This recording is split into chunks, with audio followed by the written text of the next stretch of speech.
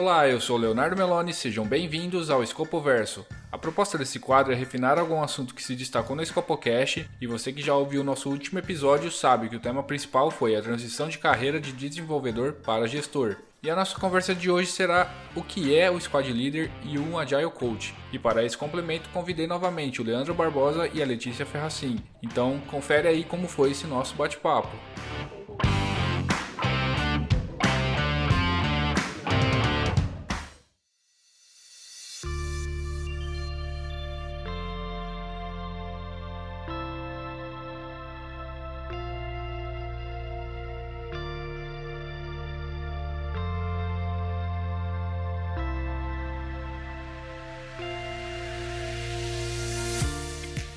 Valeu, Léo. Muito bom estar aqui. E vamos lá, vamos trocar uma ideia sobre isso. Olá, pessoal.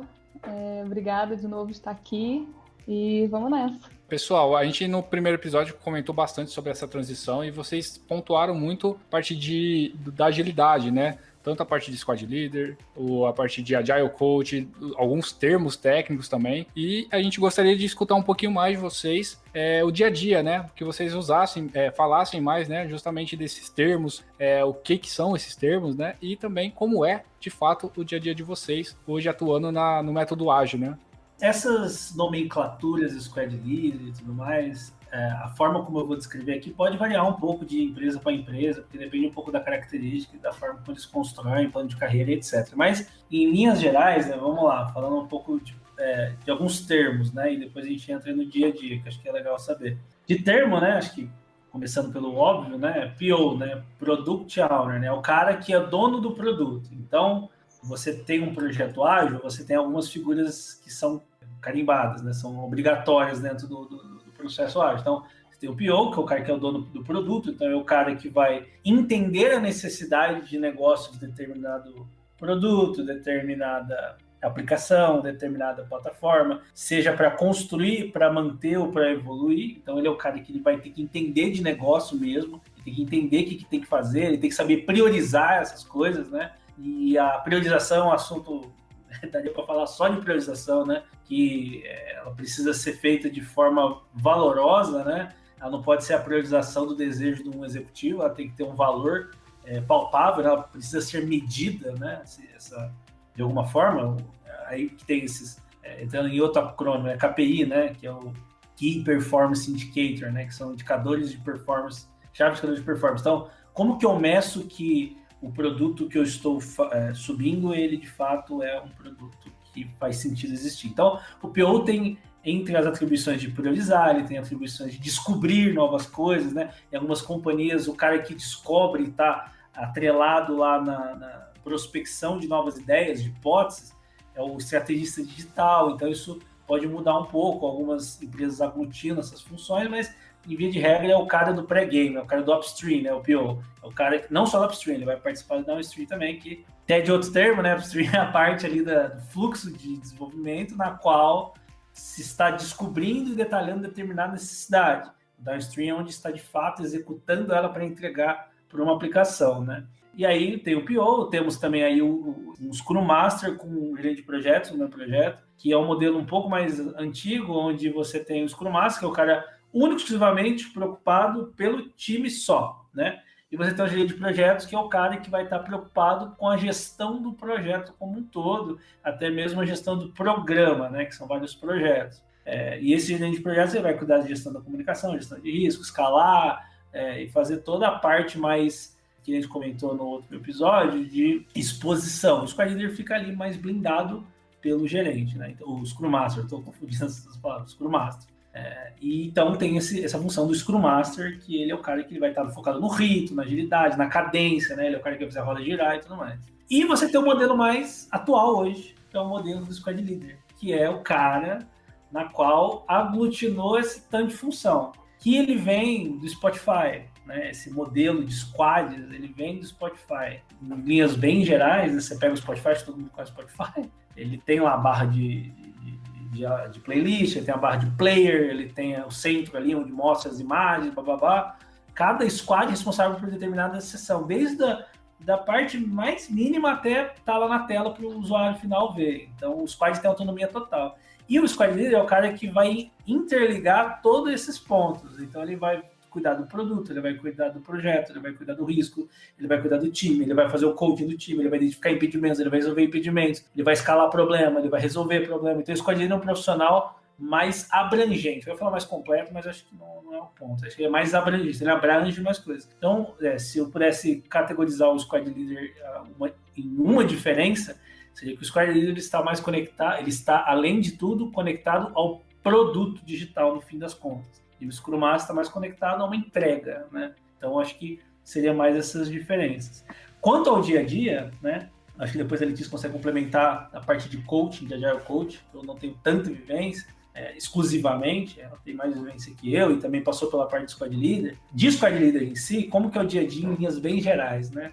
Basicamente, você chega, né? Aí você precisa ser responsável e entender o andamento das atividades. Então, você tem um Kanban. O Kanban não, né? Você tem um Kanban, mas você tem uma ferramenta de controle de gestão de lixo para você controlar isso. Seja qual for, não importa. Então, tem vários no mercado. Tem Gira, tem Trello, tem Azure DevOps, que também está chegando aí com muita força ultimamente. E você vai olhar como é que está o andamento das atividades do seu time e vai olhar para o fluxo como um todo. E você vai ter que... lógico que isso não vai ser um aha moment, você vai chegar lá e falar, descobri que tem um problema de estoque. É contínuo, né? Então, você vai olhar para o seu fluxo e vai identificar o seu fluxo e ver se tem alguma oportunidade, alguma melhoria, algum ponto que está engargalado. Então, eu olho lá, eu tenho uma fase do meu fluxo de desenvolvimento que é em detalhamento de história, sei lá. E nessa fase não tem nenhuma história sendo detalhada. Opa, peraí, eu tenho um problema aqui, né? Então, eu preciso ir atrás e entender por que eu não tenho nenhuma história de detalhamento, porque é uma esteira, né? A ideia é que seja literalmente uma esteira, que ela seja contínua e eterna, por assim dizer, né? Então, se a esteira tem algum lugar da esteira que não tem uma caixinha, a gente precisa tomar cuidado e ver por quê. Porque pode chegar um momento que não tenha mais caixas e você vai ter gente querendo construir essas caixas.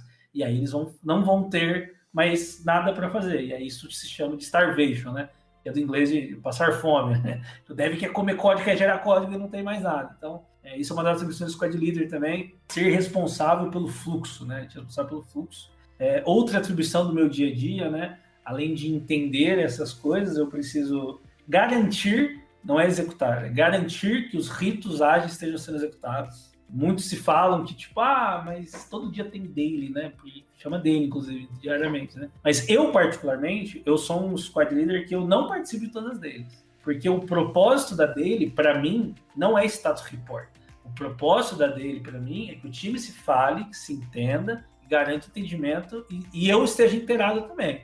Então, isso estando garantido, a comunicação está garantida, eu sei que isso é uma responsabilidade muito grande, se hoje eu consigo não participar de uma dele e falar para o time, vocês não precisam fazer dele todo dia, é porque eu cheguei no nível de maturidade do time, né, que tem aqueles níveis de formation, transformation, etc., chegou no nível de maturidade muito grande.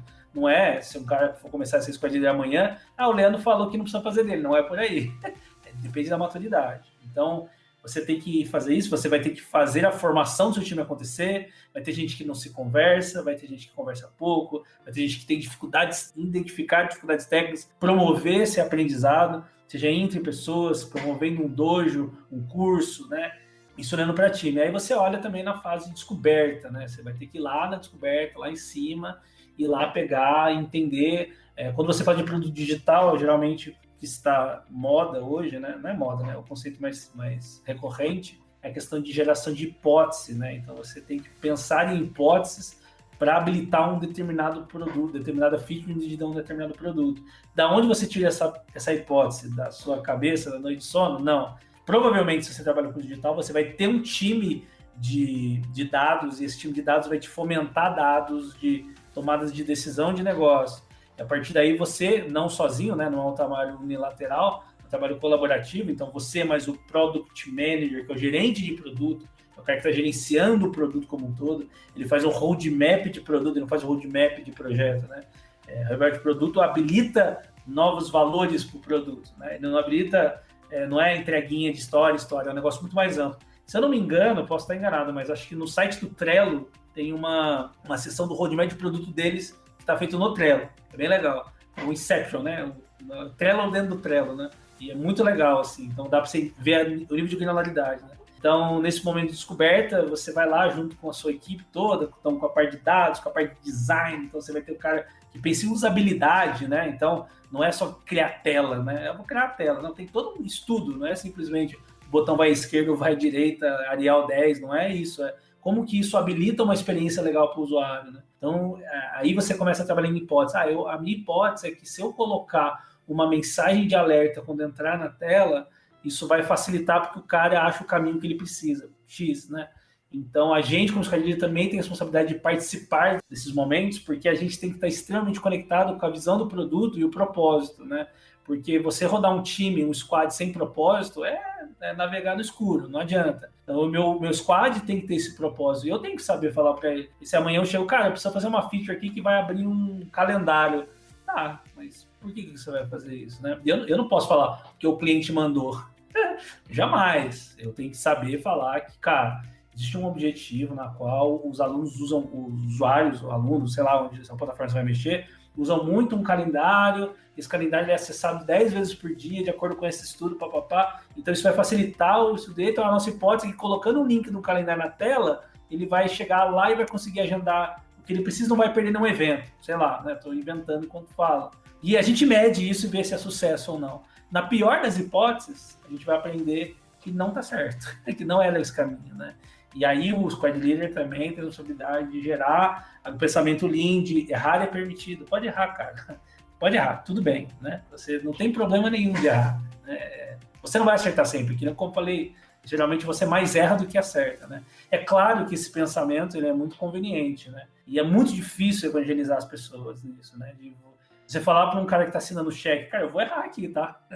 É muito difícil. Essa cultura, ela é muito difícil. Então, o Squad Leader também tem a responsabilidade de disseminação de cultura do Lean. E isso é em todas as direções. Para baixo, para o lado, para cima, em todas as direções. O Squad Leader tem essa responsabilidade. Então, são muitas atribuições. Acho que essas são as principais que eu consigo lembrar, né? Ele é responsável também pelo refinamento de histórias. Ele é responsável por garantir a quebra correta de histórias, né? Porque eu preciso habilitar valor para um produto, eu não posso simplesmente criar uma história que vai criar uma tabela no banco de dados, não é isso, né? Isso tem toda uma questão conceitual e tem propósito também. Esse propósito é explicado. Eu já entrei em reuniões assim de mais de 1 hora conversando com o PO, que ele não entendia por que a história tinha que ser invest, né? Que é um acrônimo de história que tem que ser independente, negociável, valorosa, estimável, pequena e testável, né? Se eu não esqueci nenhuma letra. E, cara, é muito difícil explicar, porque o cara, ele olha o todo. É muito comum um PO olhar o todo, olhar a caixa inteira, né? E a discussão chegou num ponto que eu falei assim, então, para você, não existe história, não existe épico, o produto final que agrega valor é a plataforma inteira. Ele falou, Então, a gente precisa conversar, explicar, mostrar valores para o cara, que o desenvolvimento é incremental, que o ágil é incremental, o tempo de resposta, o aprendizado é incremental. Então, essas atribuições elas são muito importantes ali para o Squad Leader, e no dia a dia isso é comum, é que nem tomar água, café. Acho que é isso, acho que eu abordei de forma bem geral assim, o papel do Squad Leader no dia a dia. Então, ele garante ritos, garante os alinhamentos, garante as ligações, garante que as coisas vão acontecer. Ele basicamente é a engrenagem lá que vai fazer todas funcionarem, né? Se você tirar ele de lá, as coisas vão entrar ali numa desordem, né? Onde cada um vai fazer aquilo que ele acha que deveria fazer. E o Squad Leader tem essa responsabilidade de garantir que todo mundo sabe que está indo para o mesmo lado, todo mundo sabe que está navegando para o mesmo lado e que, por mais clichê que pareça, todo mundo, de fato, está no mesmo barco mesmo. O cara que, se não entregar, não é o time, não é o dev, não é o tester, não é o Squad Leader de projetos, é o projeto, é o usuário final, ele que não vai receber. Então, no fim, está todo mundo no mesmo barco. O Squad Leader tem a responsabilidade de mostrar, de provar com valor que isso é uma verdade, né? De tudo que eu falei, né, de garantir, de mostrar, eu acho que o ponto principal que eu levo hoje no meu dia a dia do meu trabalho é mostrar valor naquilo que você está falando. Não só falar para fazer. Cara, tem que fazer daily. Vai ter muita gente, você vai trabalhar com vários tipos de pessoas. A gente simplesmente vai aceitar, ok, vamos fazer daily. E a gente vai falar por quê? E eu vou falar porque o Scrum pede? Não é por isso, né? Ele pede, beleza, mas por que eu vou fazer? Como é que eu mostro o valor disso pro cara, né? Vamos testar? Já fiz isso. Vamos testar então, não vamos fazer. Vamos ver o que acontece. Já fiz isso. E aí acontece o problema. Lógico, eu não fiz isso no sprint inteiro, né? Fui louco. Mas a gente testa, tem que testar. E eu acho que é isso. É colocar o cara, qual que é essa decisão? Então vamos tomar decisão junto, cara? O que a gente vai fazer? Então o Squad tem essa responsabilidade de... Não é só questão de facilitar, ele tem essa responsabilidade de formar. Então, tudo que eu faço, eu tento mostrar valor. Se tem algum detalhamento para fazer, tem valor. Se tem uma hipótese que está tem valor. Se tem um alinhamento para fazer, ele tem que ter um valor, ele tem que ter um propósito. Então, o valor, para mim, é a chave. É o que vai fazer as pessoas acreditarem ou não de fazer uma determinada coisa. Se não, a pessoa vai lá e vai fazer por obrigação, vai fazer porque alguém pediu, ou pior, ela vai fazer porque ela está sendo paga para fazer. E aí você vai gerar uma coisa, um cenário horrível, né? Um cenário de eu trabalho por dinheiro, né? É lógico, todo mundo trabalha por dinheiro. Não, eu acordo todo dia, 8 da manhã, porque se eu ganhasse na Mega Sena 1 milhão, 10 milhões de reais amanhã, com certeza não seria mais Squad Leader. Não sou hipócrita falar isso, né? Talvez no futuro eu teria uma empresa minha, alguma coisa assim, sei lá, né? Como gerar algum valor para mim, uma missão de vida, né? E não como um modo de receber uma remuneração. Mas a gente tem essa responsabilidade de pessoas, de mostrar valor das coisas acontecendo. Então esse é o papel do Squad Leader. É desafiador demais, assim. Eu gosto pra caramba, eu me empolgo quando eu começo a falar, vocês perceberam. E é algo que, tipo, eu me identifico muito, muito, muito. E é isso, acho que o dia a dia é basicamente isso. Com certeza eu esqueci de falar 957 coisas. Em linhas gerais, esse é um dia a dia do Squad Leader com o seu time, né? Com o seu time que envolve o seu ecossistema do projeto, onde você tem outros players que eu não mencionei, que acho que não vem tanto ao caso, como líderes técnicos, arquitetos de sistema, gerentes de arquitetura. E aí você começa a estender isso também para outras frentes, como você tem uma frente de delivery e uma frente de sustentação. Então tem um time que desenvolve, outro que sustenta, ou não. Eu mantenho o mesmo esteiro, que desenvolve e sustenta, que para mim é o que faz mais sentido, né? Apesar de ser muito difícil, mas faz mais sentido, né? Então, assim, tem muitas outras coisas, né? E aí você vai começar a ganhar mais atribuições e vai começar a fazer mais coisas, né? Hoje, por exemplo, eu estava com um time de desenvolvimento e, em paralelo, tocando um time de operação. E é o mesmo time, porém o time de operação tem outras pessoas que cuidam de um outro processo que eu tenho que conectar com o processo ágil que eu rodo. Então, o cara roda um ITIL atrás da cortina e eu preciso traduzir esse ITIL na minha realidade, né? Então, é um bagulho bem interessante, desafiador. Então, vai ter esses desafios, né? Você vai ter que aprender a resolver problemas, né? Falando até, fazendo um paralelo, né? De livros, né? Que eu li faz pouco tempo, na verdade. O Learning 3.0 lá, que ele fala da questão de você aprender a aprender. Você não usar uma fórmula mágica que você vai resolver um problema. Como é que eu cuido do time de operação? Não tem resposta, cara. Desculpa, essa é a verdade. Como que eu toco o dia a dia de um squad, Leandro? Não tem resposta, cara. Eu vou te dar as direções, mas você vai ter que aprender como fazer. Até porque o squad que você vai tocar hoje, com toda certeza, vai ser extremamente diferente. Pessoas, especificidades, características, tudo do outro squad que você vai pegar amanhã, entendeu? Então não adianta você ter uma fórmula de bolo que ela não vai funcionar. Então esse modelo de problemas complexos a ser resolvidos, eles demandam você ter uma questão de aprendizado constante. Então, voltando lá, né, o erro é permitido, é para isso, né? Você vai, aprende, vê como funciona e usa essas boas práticas, né? Mas as boas práticas, elas não são práticas fundamentadas e vão funcionar em todos os lugares. Não vai não. Eu tenho certeza que tem alguma coisa que a Letícia faz no time dela que se eu fizer aqui pode não funcionar. E vice-versa. Porque é assim que funciona. Tem pessoas diferentes, tem lugares diferentes, tem negócios diferentes, tem papéis diferentes, né? Então, em linhas bem gerais, é isso. É desafiador, é aprendizado o tempo todo, é aprender com erro, aprender a aprender, né? Acho que é por aí. Mais ou menos, daria para falar por 6 horas do papel do Squad Leader, mas acho que, em linhas bem gerais, acho que é isso que eu queria colocar.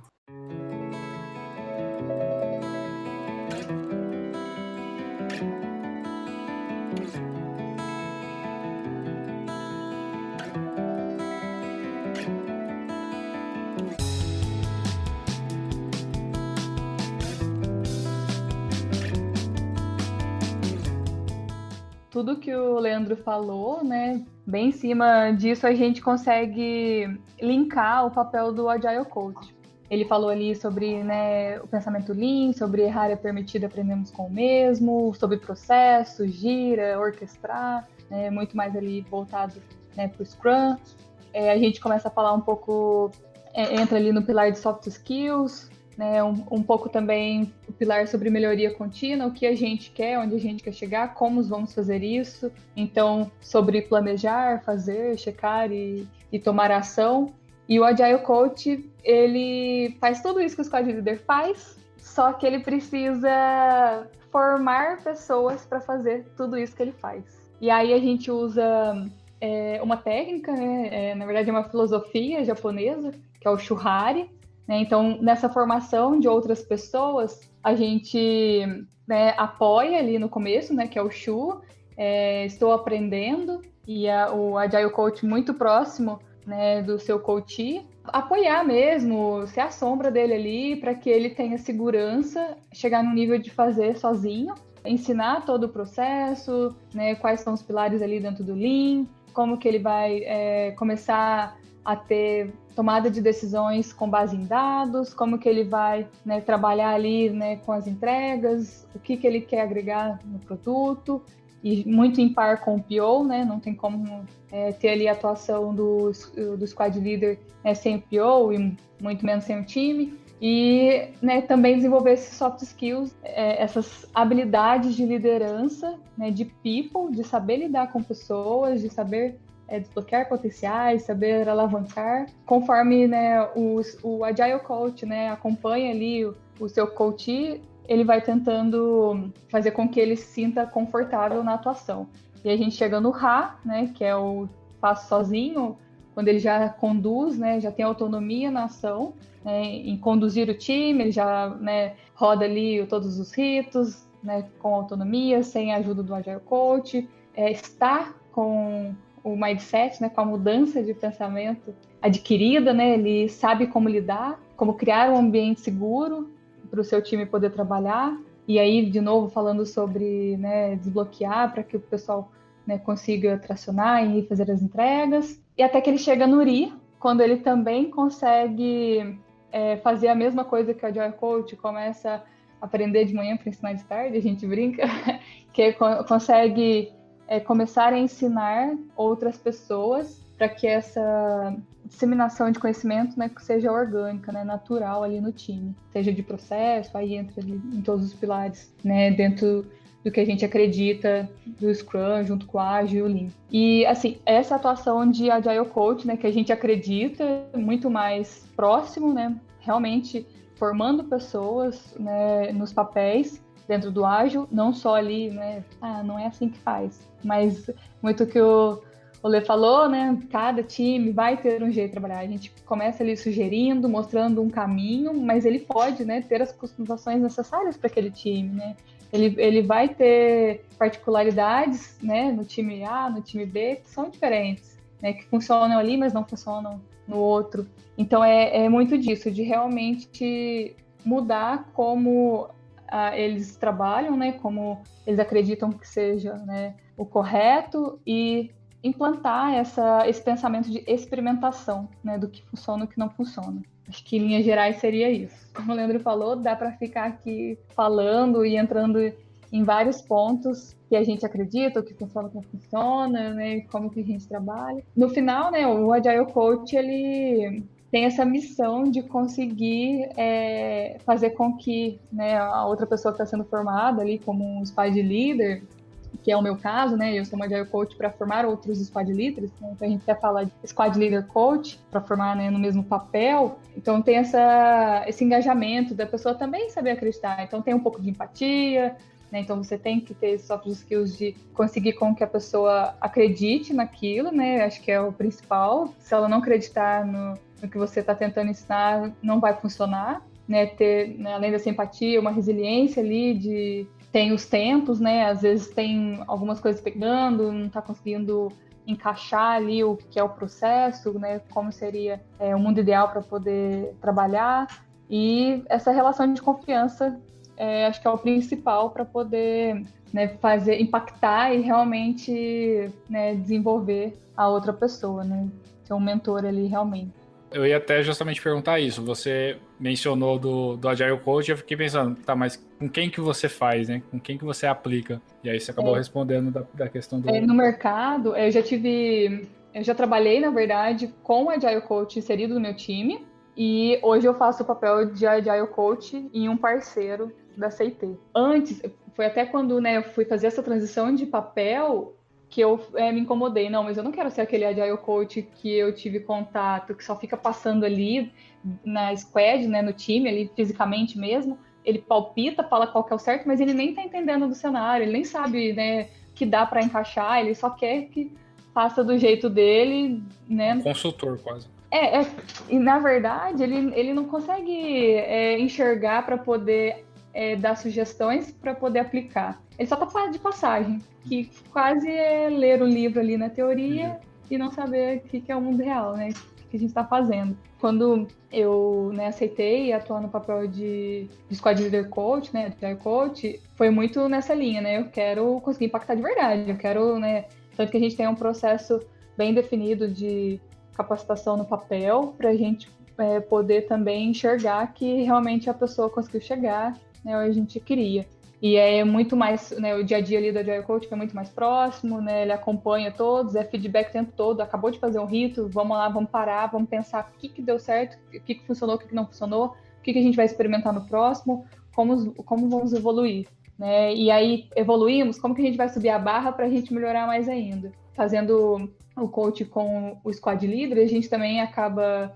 na verdade, hoje eu também tenho um papel complementar ali com o estrategista digital, que a gente faz a atuação de coach com o PO também. Então, precisa também andar em par para que a gente consiga também impactar a squad como um todo. Então, a gente mudar ali o direcionamento do squad leader, do PO, consequentemente da squad, para que realmente aconteça. Mas assim, você atua diretamente em algum time ou você atua diretamente no parceiro que você mencionou, né? Como se estivesse ali no cliente, digamos assim?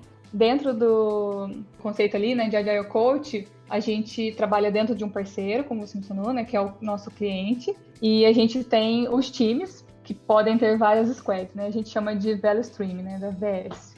O Leandro, depois, se quiser, pode até complementar, né? Dentro da Value Stream tem todas as squads, né? Onde a gente quer impactar, né? Quais são os produtos, quais são os temas desse produto. E a gente faz um trabalho de coach em cima da squad, com os papéis de squad leader e PO. Poderiam ser outros papéis, tá? Hoje, no parceiro que eu trabalho específico, são os 2 papéis. Falando da squad, porque depois, né, acaba ali os níveis também de gerência e dono do produto. A gente impacta Squad Leader, PO e a Squad. A gente também atua com mais de uma. Então, a gente começa com uma, né, na hora que a gente sente que ela está caminhando, né, o coach ele já está conseguindo conduzir a sua Squad, né, orquestrar, né, fazer todo o trabalho que o Leandro comentou, a gente começa já a trabalhar na próxima Squad.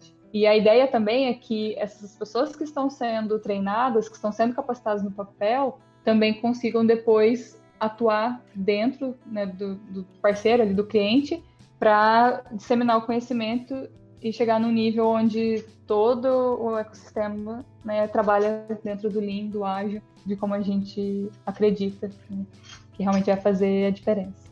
E existe algum time perfeito? Por exemplo, o time, para ele ser considerado ótimo, ele precisa ter uma quantidade de devs, um agile coach, um squad leader, ou não. Isso é muito variável de acordo com, sei lá, o time ou até mesmo com o projeto que vai ser pego. O time, eu acho que tem que ter o squad leader, o PO, o líder técnico, é um papel bem importante ali, conjunto com o squad leader. Normalmente são 3 devs, né, e o tester, ou 2 testers. Aí, Lê, se quiser me ajudar, eu acredito que 7 a 9 pessoas. Menos que isso ou mais que isso, não acredito que funcione muito. Normalmente fica muito extenso, acho que se for muito grande time, eu aconselho sempre quebrar. Eu acho que é por aí mesmo, acho que essa quantidade de pessoas varia, né, um pouco de contexto, né, depende da demanda, da característica da demanda, né. O Value Stream vai falar isso, né, que é o que eles comentaram. O Value Stream é fluxo de valor, né, o que é aquele fluxo de valor que aquele squad ou squads podem estar entregando para o produto final, ou para uma plataforma, ou para alguma coisa, né, e acho que o tamanho do time é por aí mesmo. existem algumas experiências que o pessoal vai fazendo, né, de evolução, onde tem times que não tem mais testers. E o time que eu trabalho não tem tester. Como pode, né? Deus do céu, né?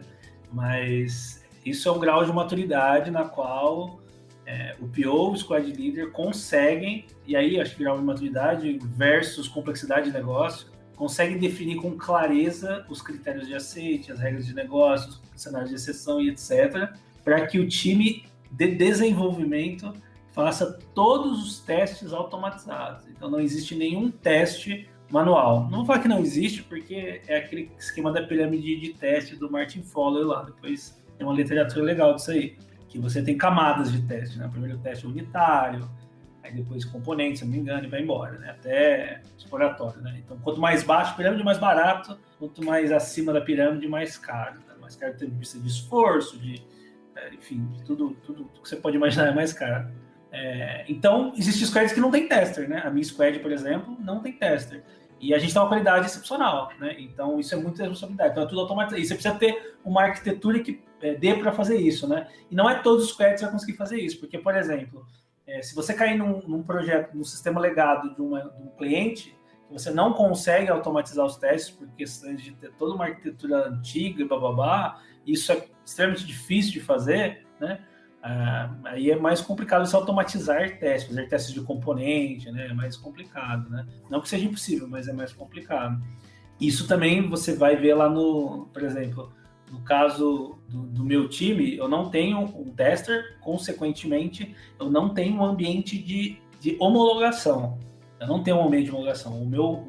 A garantia do meu código é baseado nos meus definition of done, né? Da minha garantia de pronto de cada uma das minhas tasks, cada uma das minhas tarefas, e por consequência da história, né? E a arquitetura ela vai viabilizar também que a qualidade do código também tem o seu done, né? Também eu consiga subir ela, passe pelo meu pipeline até chegar em ambiente produtivo, de forma com que eu não quebre, eu não diminua a qualidade do meu código, né? Eu não crio um código ruim, né? Então, toda essa parte... Então, essa questão de formato de squad, o default, né? É isso, né? Você tem, que nem a Alice falou, o líder técnico, isso também é fundamental, você precisa ter um braço direito, né? Talvez não precisa ser uma pessoa específica, mas não precisa ser um papel, um cargo específico, mas pode ser uma pessoa desempenhando o papel, que é um ponto focal, acho que precisa. Você tem um time de desenvolvimento, 3 a 5 pessoas por aí, né? Você tem um squad leader, né?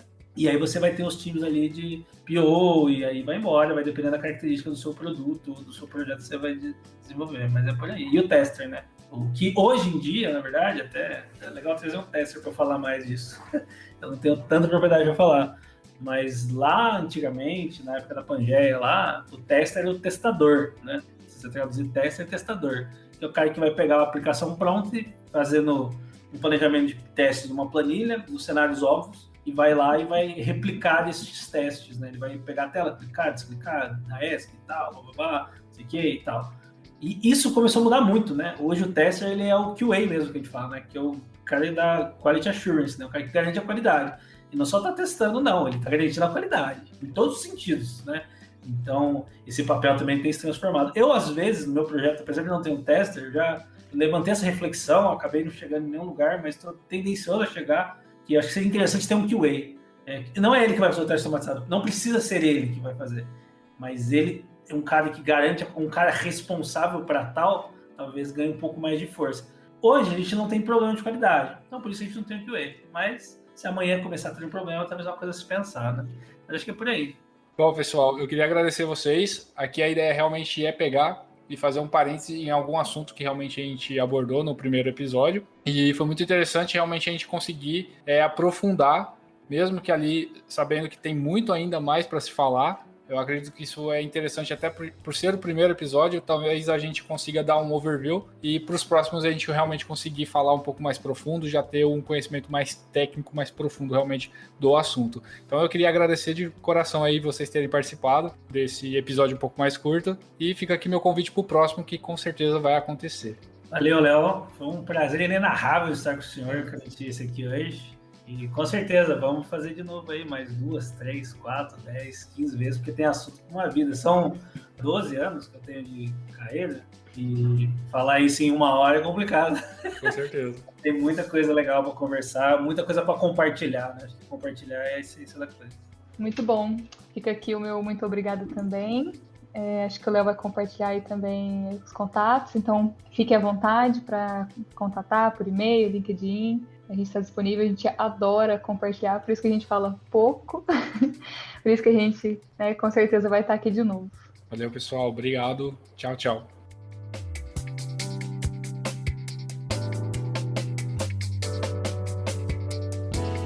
Pessoal, lembrando que no medium.com/Scopocast você encontra, além desse episódio, um glossário com os termos e palavras utilizadas nessa conversa. Aproveite e nos sigam nas redes sociais, @Scopocast no Facebook e no Instagram.